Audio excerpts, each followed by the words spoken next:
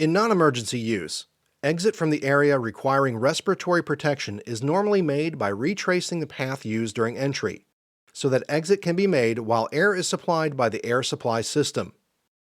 After leaving the contaminated area and arriving in a safe, breathable atmosphere, doff the facepiece, remove the facepiece, and terminate respiratory protection as follows. Be certain that respiratory protection is no longer required. First, loosen the head harness straps by simultaneously lifting the buckle release levers outward away from the head and pulling them away from the face.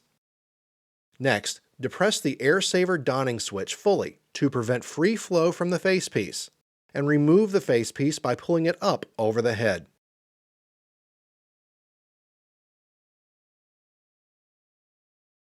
Close the air supply cylinder valve by pushing in on the cylinder valve knob while turning clockwise. Now, disconnect the air supply hose from the respirator. Finally, to terminate use, remove the respirator and tag for inspection and cleaning. If conditions in the workplace require emergency evacuation during respirator use, the preferred procedure is to egress with the respirator connected to the air supply hose, following the path taken during entry into the workplace.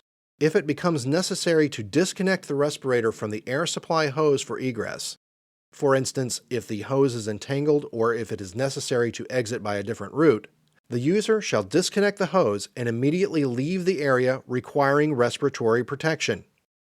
The VibraLert end of service time indicator alarm shall actuate, indicating that the respirator user is now breathing from the air supply cylinder.